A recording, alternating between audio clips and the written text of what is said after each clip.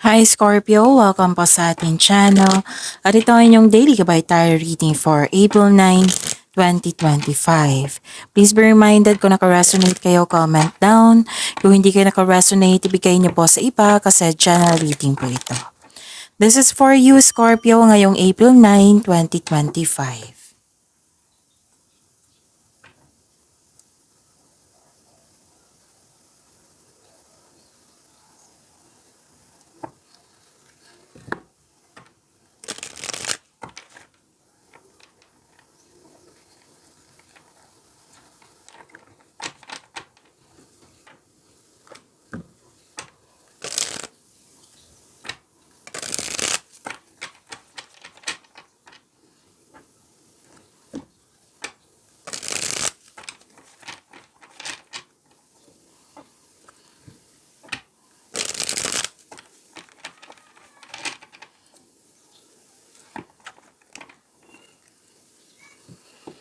Para po ito sa inyo, Scorpio, ngayong April 9, 2025.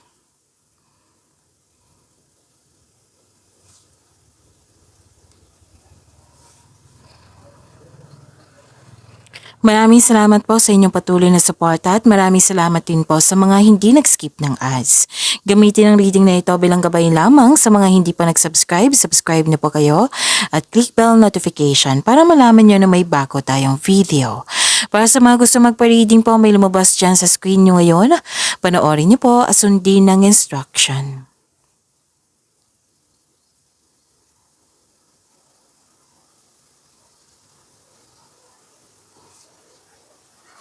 Spirits Guide, mga ganap po para kay Scorpio ngayong April 9, 2025 I need 3 cards po.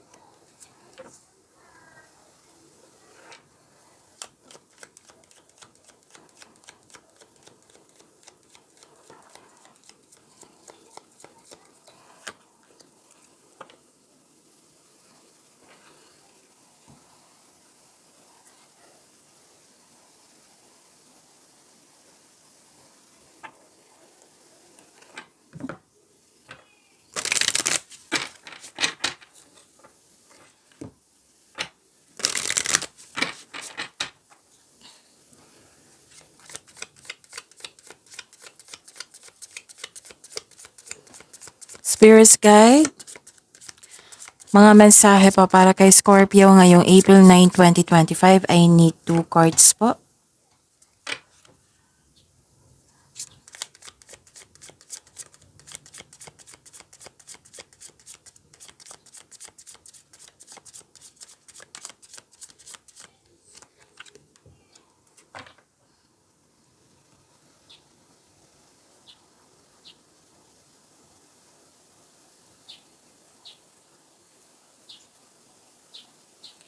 Ngayong April 9, 2025 para po kay Scorpio, may power, protection, and authority akong nakikita dito. Pwedeng may kausap kayo regarding sa big business. Pwedeng tungkol to sa career and money nyo po. Pwedeng mentor nyo to, boss, amo, or isang mother figure kasi may mother figure akong nakikita dito. At may bagong simula. Kakasimula sa trabaho, kakasimula sa negosyo, kakasimula sa isang relasyon, kakasimula sa paggawa ng proyekto, basta may new beginning po dito. May concern kayo sa immature na tao, pwedeng may humihingi ng attention sa inyo na isang bata or ito ang iyong intuition or ito yung inner child. Tapos may nakita rin ako dito na na-hired sa trabaho kahit walang experience. Career stability, yes, career stability nakikita ko dito. Long-term plans. Oo, may dumating na opportunity or project na bibigyan mo siya ng long-term plans.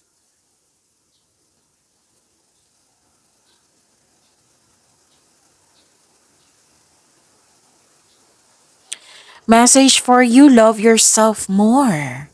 Self-love is the foundation of attracting love from others.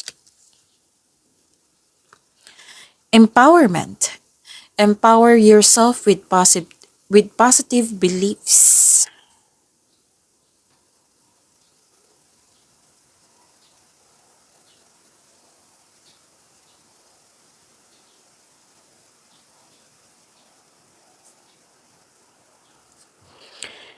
Spirits guide, energy po ni Scorpio ngayong April 9, 2025. I need 2 cards po.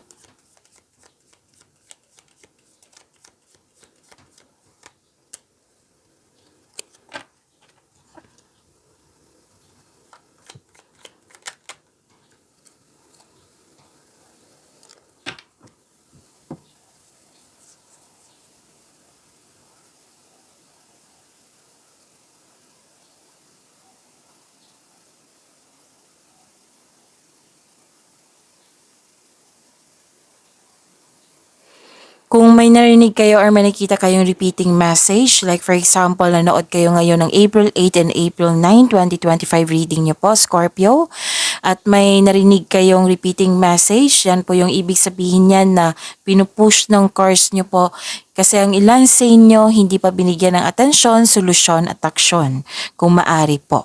Remember Scorpio, at the end of the day, alam mo na ikaw lang taong may kakayahan at responsable na gumawa ng sarili mong katotohanan at kinabukasan. So ano yung energy ni Scorpio?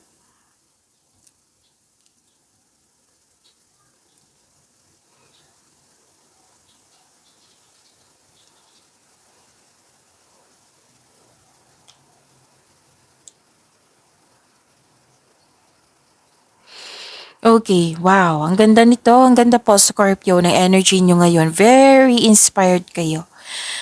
Which is lumabas din talaga dito. You have the power. Okay, so success and new doors opening. Andito po. Which is nag-clarify siya dito sa oracle cards nyo. Diba? Sabi ko sa inyo na may dumating na opportunity. And collaboration and expansion. Andito po. This card asks you to accept project and face it with confidence kasi naka-align ito sa passion mo. Isa din ito sa dahilan na magkakaroon ka ng maraming opportunity kaya huwag mag-alinlangan na tanggapin ito. So this card tells you na nasa next level ka na ng prosperity na matagal mo nang hinihintay. Kaya huwag mong palampasin itong pagkakataon na ito, Scorpio. Posibleng dagdag trabaho or dagdag kaalaman.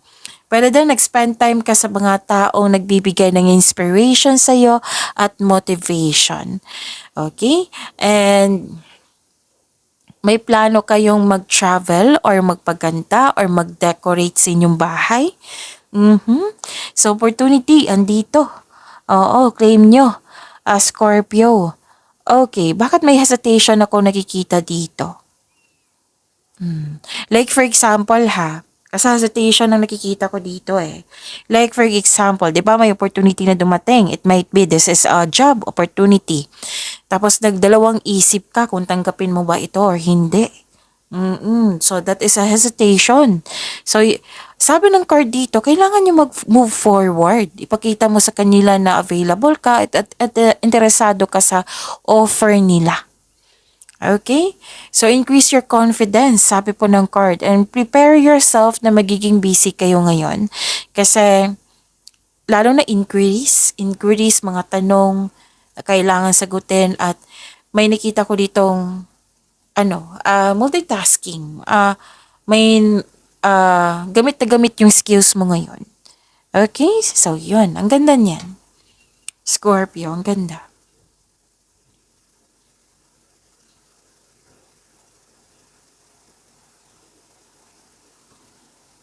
At may nakita kong hope and healing dito. Wow. So, another card sabi dito, opportunities. Dami. Scorpio, ang ganda. And renewal, faith, hope, and healing, unexpected help, andito po. Oo. So may pag-asa kang madama, maging positibo at gumawa ng paraan.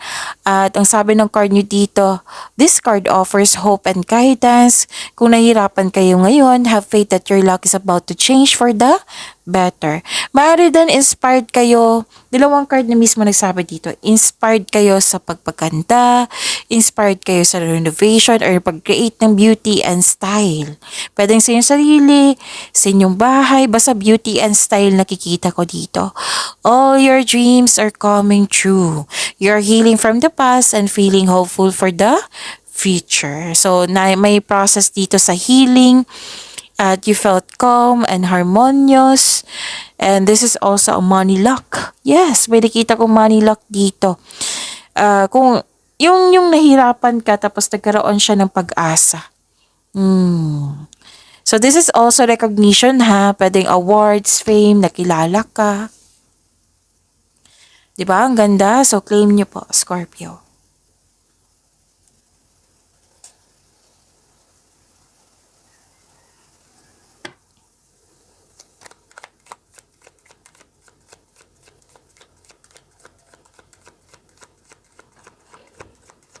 Spirits Guide, career and money po ni Scorpio ngayong April 9, 2025.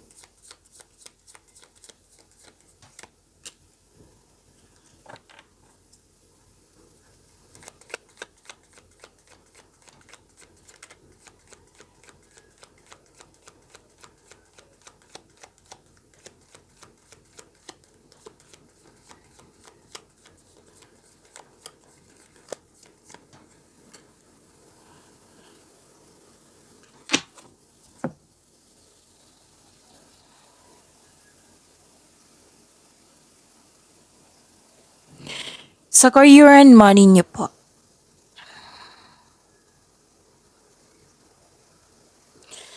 Nakikita ko dito na nagkaroon po ng pag-aalaga. Pag-aalaga sa kaperahan, pag-aalaga sa trabaho.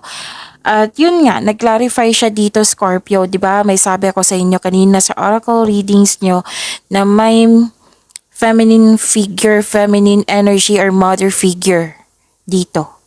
Pwedeng kausap mo siya, pwedeng kayo ito, pwedeng inaalagaan ka din niya. Basta may feminine energy dito na malaki ang kanyang influence sa araw na ito. Mapag-alaga, mapagmahal. Posible din na psychic po ito. Pwedeng kayo ito or pwedeng siya. Kasi may nakita talaga kung may kausap ka. And marami kang naiisip na bagong ideas para sa ikakabuti ng iyong kaperahan, trabaho, negosyo, posisyon. Okay. So this is may nakita talaga akong motherhood dito. Pwede nagbigay ka ng time sa mga bata, sa family, it might be sila yung inspiration mo para magsipag pa sa inyong career and money.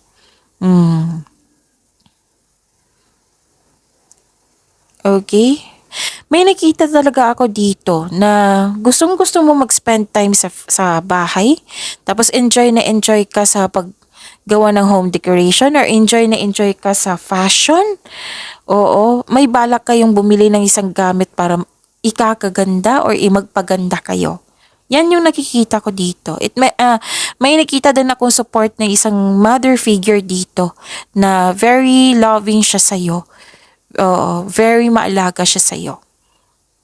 Pwedeng kayo ito or pwedeng siya. Siyang dahilan na very inspired kayo ngayon. This is good. Kaya pala may lumabas pala dito na love yourself more.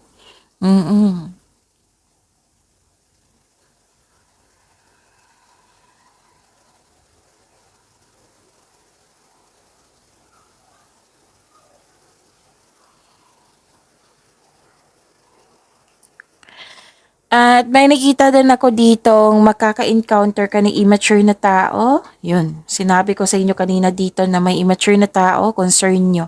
Andito rin siya sa career and money nyo po. Ayaw makinig, ayaw binabalaan, mahirap, kausap. Pero din nagkaroon ng frustration sa inyong project ngayon or sa goal niyo sa buhay. Or pwede excited ka na gusto mo siyang maabot agad, na gusto niyo mag-shortcut para matapos na. So, ang sabi ng card niyo dito, if you want to see the result, mag-build kayo ng konkretong plano without rushing. Huwag po daw kayo magmadali.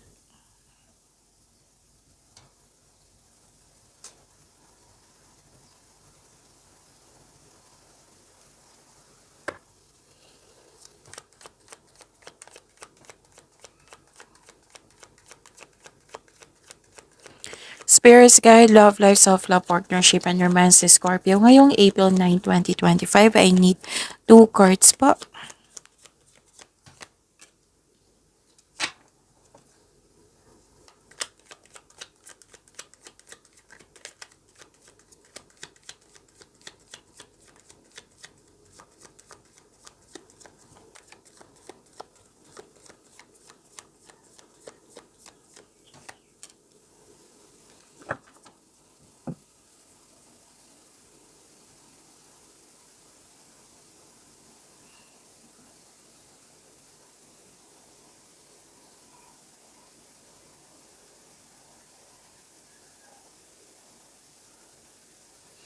Maraming salamat po sa patuloy na tiwala at suporta sa ating channel.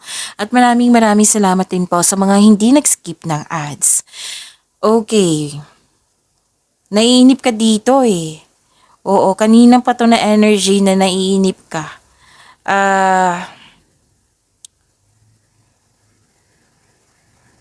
May hinihintay kang tao na gumawa ng hakbang bago ka kumilos. Kailangan nyo ng mahabang pasensya dito, Scorpio, kasi naging impatient po daw kayo, tapos naiinip ka, tapos pwedeng may nagmamadali kayo sa paggawa ng plano, desisyon, ideas pa yan. So, kailangan ng konkretong plano dito kasi kitang-kitat ko dito nagkaroon ng lack of planning na may halong pagsisisi. So, kung hindi pa ito nangyari, then pagbutihin nyo po. Okay?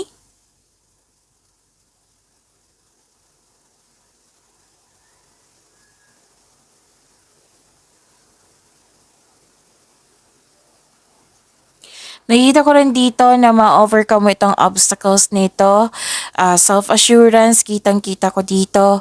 Confidence, passion, resilience, courage, inner power. Yung sinabi ko sa inyo kanina, unang sinabi ko. Diba na, power, authority, protection, andito po. So, para sa mga single, have a confidence at labas din kayo sa comfort zone mo upang sa gayo you have a chance to meet new people. Para sa mga may relasyon sa buhay mag-asawa, share your opinion o problema mo sa inyong partner or sa taong close sa iyo para alam din niya na nasaktan ka na or hindi na siya nagkaroon ng time sa iyo. Kasi minsan may tao talagang hindi sensitive or palagay na sa relasyon without knowing na nasaktan na pala. So, kailangan ng pag-uusap dito. Feel your fears and take action anyway. So, you have to nagmamadali ka pa rin dito. Pwedeng nagmamadali siya kasi you are very excited. Okay? So, maging matatag kayo ha sa sandaling ito kasi ma-overcome mo na yung mga struggles, challenges. So, this card ask you na harapin mo yung fears, struggles, or challenges kasi iwasan mo ito at mag-move forward kayo with courage. You don't know your own strength until it is tested. At nakita ko rin dito na nagkaroon po, ang ilan sa inyo kakapasok lang ng relasyon which is na-mention ko din dito, yung bagong simula. Tapos ang ilan sa inyo nagpaplano na mag-travel for a romantic trip. May ambisyon o ideyang gustong gawin. So magagawa mo ang mga plano para sa hinaharap. Mag-ingat sa pagiging mainipin. Oo, kasi excited ka dito eh. This is good. Kasi nakikita ko yung happiness mo dito. This is good. Supportive yung tao na tutulungan ka ng taong ito para mas lumago, para mas mag-level up ka. And listen to your intuition also kasi it will guide you sa isang malaking desisyon. And sabi ng card nyo dito, ang iyong buhay ay patuloy na yumayabong kapag sinunod mo yung spiritual path, yung marunong ka makinig sa inyong intuition, and explore new direction. May magbibigay talaga ng tulong sa inyo dito na you're very excited. Wow. I'm happy for you, Scorpio. So, I think nasabi ko na lahat, Scorpio. Pagyamanin niyo po, ang mga blessings sa binigay sa inyo, Scorpio. See you tomorrow. Please like, subscribe, and click bell button for notification para updated po kayo sa daily tarot reading natin. Maraming salamat.